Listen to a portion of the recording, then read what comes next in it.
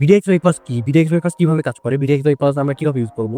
এই সম্পর্কে আপনারা অনেকেই আমার ভিডিও দেখেছেন এবং আমি অনেকদিন পর নতুন আরেকটা ভিডিও বানাচ্ছি যেটাতে আমি ফোন এবং পিসি দুটোতে কিভাবে ইউজ করতে হয় আমি এই সম্পূর্ণ বিষয়টি দেখাবো এবং আপনারা ভিডিওটি সম্পূর্ণ দেখলে কিন্তু আপনারা Bdix Bypass এর A to Z ব্যাপারটা ক্লিয়ার হয়ে যাবেন এবং আপনাদের যে জায়গায় প্রবলেম হয় বা যারা ভালো স্পিড পান না তাদের যে ইস্যুগুলো আছে সেগুলো কিন্তু সলভ হয়ে যাবে এই ভিডিওটা যদি সম্পূর্ণ দেখেন।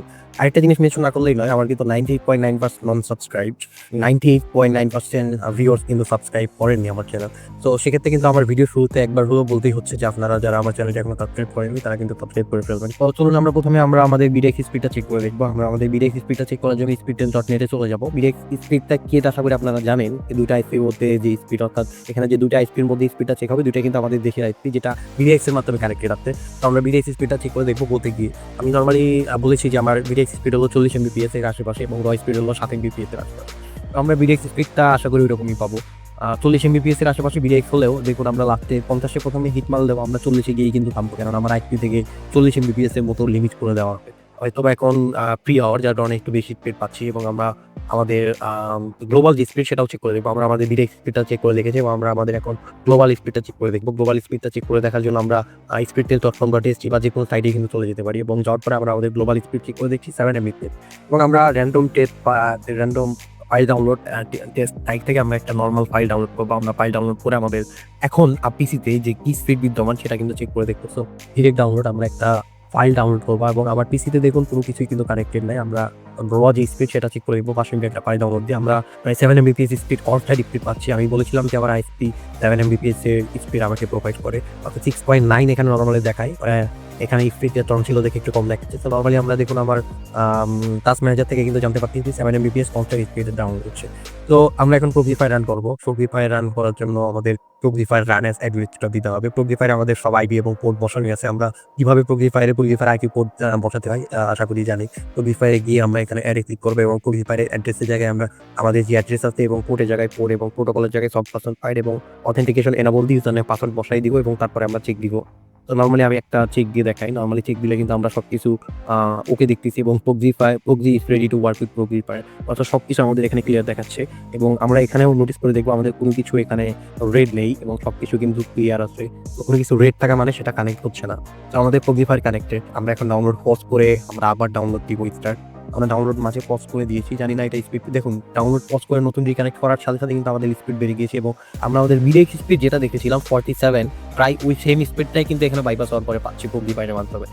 আমি এখানে 100 Mbps এর একটা আইপি ইউজ করছি, অর্থাৎ আমার Bdix স্পিড যদি 100 Mbps হতো আমি কিন্তু এখানে বাইপাস হওয়ার স্পিড 100 Mbps দিয়ে পেতাম। তো Proxyfier কিভাবে কাজ করে এটা আপনারা আশা করি বুঝে গেছেন। Proxyfier এর একটা সেটিং না দেখালেই নয়। Proxyfier আমরা সার্ভারে এখানে অ্যাড করার পরে আমাদের Proxyfier এর রুলসে চলে যেতে হবে এবং আরেকটি বিষয় মাথায় রাখবেন, Proxyfier কিন্তু অবশ্যই আমাদের রান অ্যাজ অ্যাডমিনিস্ট্রেটর, অর্থাৎ Proxyfier আমাদের রান অ্যাজ অ্যাডমিনিস্ট্রেটর দিয়ে কিন্তু ওপেন করতে হবে, না হলে কিন্তু Proxyfier কাজ করবে না। এবং Proxyfier আমরা রুলসে গিয়ে আমরা যে আইপিটা ইউজ করবো সেই আইপিটা কিন্তু এখানে সিলেক্ট করে দেবো। সেই আইপিটা দেখুন সিলেক্ট করে দেওয়া আছে। তো Proxyfier এভাবে সেট আপ করতে হবে এবং দেখবেন আমাদের Proxyfier এর কারণে 47 Mbps কিন্তু কনস্ট্যান্ট ডাউনলোড হচ্ছে। আমরা Proxyfier এখন আরেকটা যে চেক দেখুন, পুরো যে বারটা আছে এটা কিন্তু নীল হয়ে আছে, মানে আমাদের ফুল স্পিড, অর্থাৎ এই নীল যে বার সেটা হলো এটা আমাদের একদম কনস্ট্যান্ট হাই স্পিডে কিন্তু ডাউনলোড হচ্ছে। আমরা হাই স্পিডে ডাউনলোড উপভোগ করতে পারছি। তো Proxyfier আমরা এটা দেবো, দেখুন আমার স্পিড কিন্তু আবার ড্রপ করবে Proxyfier কেটে দেওয়ার মাধ্যমে। তো Proxyfier আমরা কেটে দিয়েছি এবং সাথে সাথে আমার স্পিড কিন্তু আমার নরমাল যে স্পিড 7 Mbps 7.1 সেই স্পিডে কিন্তু চলে আসছে এবং আমরা দ্বিতীয় যে বাইপাস সিস্টেম, অর্থাৎ যেটা ওয়ারগার্ড হলো প্লাগ অ্যান্ড প্লে। Proxyfier এর মতো এত ঝামেলাই নেই। ওয়ারগার্ড জাস্ট আমরা ওয়ারগার্ড ওপেন করবো এবং ওয়ারগার্ড ওপেন করে আমরা জাস্ট অ্যাক্টিভ করে আমরা ওয়ারগার্ড অ্যাক্টিভ করার সাথে সাথে দেখুন আমাদের ওয়ারগার্ড আবার স্পিড Bdix বাইপাস করে কিন্তু স্পিড আপ করে দিয়েছে এবং ওয়ারগার্ডের সবচেয়ে বড় সুবিধা হলো আমরা ওয়ারগার্ডের মাধ্যমে আপলোড এবং ডাউনলোড বোথ থিংস ইউজ করতে পারবো, যার ফলে আমরা গেমিং থেকে শুরু করে ফ্রিল্যান্সিং অর্থাৎ বিভিন্ন আইপি রিলেটেড ওয়ার্ক আমরা কিন্তু এইসব কাজের জন্য আমরা ওয়ারগার্ড ইউজ করতে পারবো। ওয়ারগার্ড মোবাইলে কীভাবে ইউজ করতে হয় এবং টিভিতে কীভাবে ইউজ করতে হয় এই দুটোই কিন্তু আমি আমার ভিডিওতে দেখিয়েছি এবং Proxyfier সক্স কীভাবে মোবাইল এবং টিভি ইউজ করতে হয় এটা নিয়েও কিন্তু দেখিয়েছি। এবং নর্মালি এখানে আরেকটা বিষয় বলে রাখলেই নয়, আপনারা বাজারে Proxyfier এর অনেক সেলারি পাবেন, কিন্তু দেখা যায় বেশিরভাগ সেলারি ইলিগালি Proxyগুলো সেল করে তাদের ডেডিকেটেড সার্ভার নিয়ে এবং বিভিন্ন আইএসপি কখনোই চাইবে না আপনাকে তাদের সার্ভার থেকে ফ্রিতে অ্যাক্সেস দিতে বা কোনো প্রয়োজন ছাড়া অ্যাক্সেস দিতে। তো নর্মালি যে সার্ভারগুলো ফ্রি করে থাকে সেগুলো থেকে কিন্তু ডেডিকেটেড আইপির যে পোর্ট বা ইউজার সেগুলো কিন্তু দেওয়া হয় এবং নরমালি আপনারা বাজারে লোকাল আইপি পোর্ট না কিনে আপনারা ডেডিকেটেড আইপি পোর্ট কেনার চেষ্টা করবেন। সেক্ষেত্রে হয়তো আপনাদের একটু টাকা বেশি দিতে হতে পারে। কেননা ভালো জিনিস কিনলে সেটার মূল্য কিন্তু একটু বেশি দিতে হবে। এবং ভালো একটা আইপি পোর্ট কিনলে দেখা যায় আপনি সেটাও লং টাইম ইউজ করতে পারবেন। আপনার কিছুদিন পর আইপি পোর্ট নষ্ট হয়ে যাবে না। বিডিএক্স বাইপাস নিয়ে কিন্তু আমার একটা ভিডিও আছে। আপনারা চাইলে আমার এই ভিডিওটি দেখে আসতে পারেন। যেখানে কিন্তু আমার প্রায় যেখানে আমার বিডিএক্স স্পিড ছিল 93 এমবিপিএস এবং আমি সেটাকে বাইপাস করে দেখিয়েছিলাম যে কিভাবে আমার স্পিড বাড়তিছে। তো এই নিয়ে কিন্তু আমার পূর্ববর্তী আর অনেক ভিডিও আছে। এই ভিডিওটা আমার মূল উদ্দেশ্য ছিল পোর্ট এবং পিসি কিভাবে ইউজ করা এবং বিডিএক্স বাইপাস এখনো যে বাজারে আছে এটা সম্পর্কে জানানো। যাদের স্লো ইন্টারনেট স্পিড আছে তারা কিন্তু বিডিএক্স বাইপাস ইউজ করে তাদের ইন্টারনেট স্পিড বুক করতে পারবেন এবং আপনাদের যাদের প্রয়োজন তারা কিন্তু এই পেজে মেসেজ করতে পারবেন। পেজে মেসেজ করার মাধ্যমে কিন্তু আপনারা বিডিএক্স বাইপাস পেয়ে যাবেন এবং পেজে মেসেজ করার সাথে সাথে আপনারা যদি জব পেমেন্ট করে দিবেন এবং পেমেন্ট করার সাথে সাথে আপনারা কিন্তু ডেলিভারি পেয়ে যাবেন। তো পেজের পাওয়ার পিকচার আপনারা দেখতে পাচ্ছেন 5 MB স্পিড থেকে কীভাবে আমরা হাই স্পিড বানিয়েছি। আপনাদের কিন্তু 1 GB বিডিএক্স স্পিড থাকা প্রয়োজন, সেক্ষেত্রে কিন্তু আপনি চাইলে ঠিক করতে পারবেন। তো বিডিএক্স বাইপাস নিয়ে কারো কোনো কনফিউশন থাকলে আমাকে অবশ্যই কমেন্টে জানাবেন এবং যারা এখনো সাবস্ক্রাইব করেনি তারা কিন্তু অবশ্যই সাবস্ক্রাইব করবে। ফোন নিয়ে কিন্তু আজ অব্দি কোনো ভিডিও বানাই নাই এবং আপনাদের অনেক কমেন্ট পাওয়ার কারণে আজকে আমার এই ভিডিওটি বানানো। সো পিসির মতো আমরা চলুন ফোনে আমরা প্রথমে আমাদের বিডিএক্স স্পিডটা চেক করে দেখবো। আমাদের বিডিএক্স স্পিড এখানে দেখাচ্ছে হলো 38 এমবিপিএস। এখানে বলে রাখা ভালো আমার 7 এমবিপিএস এর লাইন না এবং আমার আইসি হলো এসএসডি টাইপ, অর্থাৎ যেটা কার্নিভাল বলে। তো আমার স্পিড হলো 7 এমবিপিএস এবং আমার বিডিএক্স স্পিড হলো 40 এমবিপিএস। তো 40 এমবিপিএস এর আমি প্রায় 38 এমবিপিএস এর মধ্যে পাচ্ছি, হয়তো আর একটু কম পাবো। এখানে বলে রাখা ভালো যে আমি যে রাউটারটি ইউজ করছি এটা প্রায় 5 থেকে 6 বছর পুরনো একটা রাউটার, যার ফলে এমনিতেই সামান্য একটি স্পিড হয়তো আমি কম পাই। তবে মোটামুটি 40 এমবিপিএস বিডিএক্স স্পিড হওয়ার কারণে আমি মোটামুটি দেখা যায় 30 এমবিপিএস এর উপরে কিন্তু স্পিডটা দেয়, যার ফলে আমার যেহেতু বাসায় হেভি কোনো ইউজ হয় না, যার ফলে আমার বাসায় বিডিএক্স স্পিড আমার একটা দরকার হয় না। তো নর্মালি আমরা এখানে ধরে রাখি আমাদের 30 এমবিপিএস বিডিএক্স স্পিড। আমরা এখন আমাদের বিডিএক্স বাইপাস করার জন্য যে দুইটা পদ্ধতি আছে ফোনের, আমরা সেই দুইটা পদ্ধতি ট্রাই করবো। প্রথমটা হলো সক্সড্রয়েড অ্যাপ, যেটা আমরা এটা সম্ভবত প্লে স্টোর পাবো না, এটা কাস্টম লিঙ্ক আমি দিয়ে রাখবো কমেন্টে, আপনারা সেখান থেকে ডাউনলোড করতে পারেন বা আপনারা প্লে স্টোর থেকে চাইলে টার্ন টু সক্স নামে এই অ্যাপটা ডাউনলোড করতে পারেন। এই অ্যাপটি আপনারা ইউজ করতে পারবেন, টার্ন টু সক্স। সো এই যে টার্ন টু সক্স এই অ্যাপটা আপনারা কিন্তু চাইলে ইনস্টল করতে পারেন। এবং আরেকটা যে অ্যাপস আছে সেটা হলো সক্সড্রয়েড, এবং এই সক্সড্রয়েড অ্যাপটার সুবিধা হলো এখানে ডিএনএস অটো সেট হয়ে যায়, অর্থাৎ গুগলের ডিএনএস বা 1.1 ক্লাউডের ডিএনএস অটো সেট হয়ে যায়, কিন্তু সক্সড্রয়েড যে অ্যাপটা আছে সেটাই কিন্তু হয় না, যার ফলে দেখা যায় ওই অ্যাপ দিয়ে অনেকের কাজ করে, কিন্তু সক্সড্রয়েড অ্যাপটি ইউজ করলে কিন্তু আপনাদের সবারই কাজ করবে। তো সক্সড্রয়েড ওপেন করার পরে আমাদের এখানে সার্ভার আইপি, তো আমরা এখানে বিভিন্ন প্রোফাইল ক্রিয়েট করতে পারবো। আমরা একটা ডিফল্ট প্রোফাইল দিয়ে রেখেছি। সো সার্ভার আইপিতে আমরা আমাদের আইপি বসাবো, আমরা যে আইপি অ্যাড্রেস প্রোভাইড করবো বা আইপি অ্যাড্রেসটা পাবেন, এবং সার্ভার পোর্টে গিয়ে আমরা সার্ভার পোর্ট বসাবো এবং user name and password authentication এটা ইনেবল করে দিব, এবং তারপর ইউজার নেম আমাদের জায়গায় ইউজার নেম এবং পাসওয়ার্ডের জায়গায় আমরা পাসওয়ার্ড বসাবো, এবং তারপরে কিন্তু আমরা আমাদের যে সক্সড্রয়েড অ্যাপটা আছে সেটা কিন্তু কানেক্ট করে দেবো। কানেক্ট করে দেওয়ার পরে আমরা আমাদের এখন স্পিডটা চেক দেবো যে আমাদের স্পিড পাচ্ছি কিনা। আমাদের গ্লোবাল স্পিড আমি বলেছিলাম 7 এমবিপিএস, তো আমরা সেটাও চেক করে দেখবো, যেহেতু আমি এখনো দেখাই নাই। আমরা দেখি বিডিএক্স আমরা কানেক্ট করার পরে আমাদের স্পিড বাড়ে কিনা। দেখুন আমার বিডিএক্স স্পিড কিন্তু যেমন দেখাচ্ছিল আমার বাইপাস হয়ে কিন্তু সেরকম স্পিডই পাচ্ছে।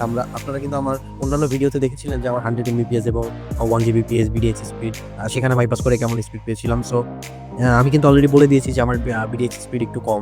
সেখানে দেখুন আপলোড স্পিডটাও কিন্তু মোটামুটি ভালো পাচ্ছে। আমি বলেছিলাম আমার 40 এমবিপিএস হলো আমার 40 এমবিপিএস হলো লাইন, যার ফলে আমার এই স্পিডটা পাচ্ছে 40 এমবিপিএস এর মতো বিডিএক্স পাবে। ফাইল ডাউনলোডটার সাইট থেকে আমরা একটা ফাইল ডাউনলোড দিয়ে দেখবো।